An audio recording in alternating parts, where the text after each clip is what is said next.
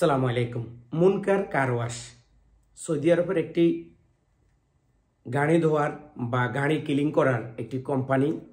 সেই কোম্পানির কিছু ভিসা আছে। অলরেডি আমার একজন ভাই ফ্লাইটে চলে আসছে, তিনি কাজ করতেছেন, তিনি আশ্বাস দিয়েছেন আলহামদুলিল্লাহ ভালো আছেন। কিন্তু একটা কথা মনে রাখতে হবে, বিদেশ যাত্রাটা এত সহজ না।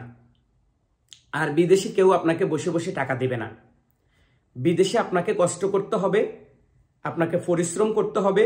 এরপরে আপনার পকেটে মাস শেষে যে স্যালারিটা বা যেই টাকাটা আসবে সেই টাকাটা হবে বাংলাদেশ সরকারের রেমিটেন্স, এবং সেটা যাবে আপনার পরিবারের কাছে, আপনার ফ্যামিলির কাছে। অনেকে আমার কাছে জানতে চাইছেন, ভাই আসলে গাড়ি ওয়াশ বা গাড়ি ধোয়ার এইটা কাজটা কি বা কেমন হইতে পারে বা সিস্টেমটা কি। তো আজকে এই সিস্টেমটা নিয়ে আপনাদের সাথে কথা বলতে চাই। সর্বপ্রথম আমি আপনাদেরকে বলি, এখন কিন্তু আগের জমানা নাই যে আপনি গাড়ি হাত দিয়ে ধুইবেন, এরকম না। কিন্তু এখন জমানা না, এখন ডিজিটাল পদ্ধতি এবং সবটা ব্রাঞ্চে না। আমি কথাগুলো ক্লিয়ার বলি, আপনারা ক্লিয়ার বুঝেন। কিছু কিছু ব্রাঞ্চে আছে অটোমেটিক মেশিন আছে, এই মেশিনের দ্বারা গাড়িটা আপনার পরিষ্কার করে বাহিরে আসবে।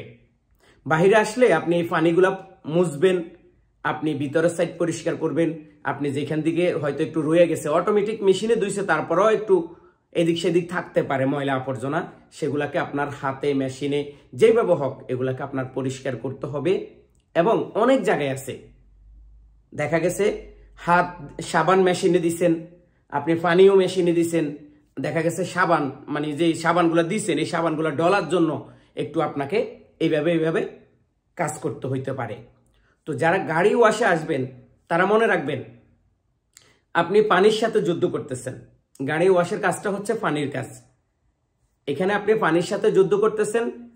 আপনি যত বছর এই কোম্পানিতে থাকবেন মনে করতে হবে আপনার কাজ হচ্ছে পানির সাথে যুদ্ধ করা। এই যুদ্ধ করে আপনি মাস শেষে কিন্তু ভালো একটা টাকা পাবেন। যারা গাড়ি ওয়াশের কাজে আসতে চান, আমি আবারও বলি, আপনার বেসিক বেতন হবে 1200 টাকা, আপনার খাবারের জন্য দিবে 200 টাকা। প্রতিদিন আপনি 10 ঘন্টা কাজ করবেন। যদি কোম্পানি 12 ঘন্টা কাজ করায় সেই ক্ষেত্রে আপনি 2 ঘন্টার অফার টাইম পাবেন। কিন্তু খাবার আপনার নিজের খাইতে হবে, ওই যে খাবারের জন্য 200 টাকা দিতেছে। আর রুম কোম্পানি দিবে, আকামা কোম্পানি দিবে, এবং 2 বছর পরে আপনাকে বাংলাদেশে যাওয়ার জন্য এবং আসার জন্য আপনাকে আপ ডাউন টিকিট দেবে। এখন 2 বছর পরে যদি আপনি মনে করেন যে না আমি এখানে আর কাজ করব না, তাহলে আপনি কোম্পানিকে বলবেন আমি দেশে চলে যাব, আমি আর কাজ করব না, আমাকে দেশে চলে যাওয়ার ব্যবস্থা করে দাও। কিন্তু দেখা গেছে অনেক ভাইয়েরা মনে করেন যে আমি এই লোকের কাজ করব না, আমাকে কাফালা দিয়ে দেন, মানে আমাকে রিলিজ দিয়ে দেন।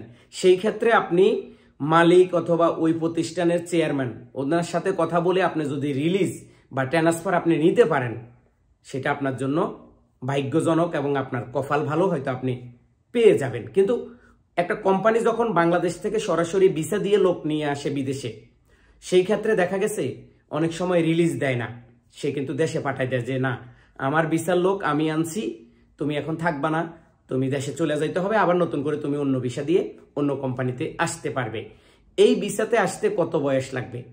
বাংলাদেশ থেকে এই ভিসাতে আসতে আপনার 21 থেকে 40 বছরের ভিতরে হইতে হবে। যদি 41 বছরও হয় তাহলে আমরা আপনাকে এই ভিসাটা দিতে পারবো না, কারণ কোম্পানির সাথে আমাদের চুক্তি 21 থেকে 40 বছরের নিচে হইতে হবে, উপরে গেলে তারা ভিসা দিবে না।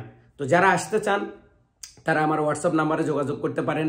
ভিসা কত টাকা লাগবে এবং আপনার কি কি খরচ, আমার কি কি খরচ, A to Z সবকিছু জানার জন্য আমার হোয়াটসঅ্যাপে আপনি যুক্ত হবেন। যুক্ত হলে আমি আপনাকে A to Z সবকিছু জানাবো।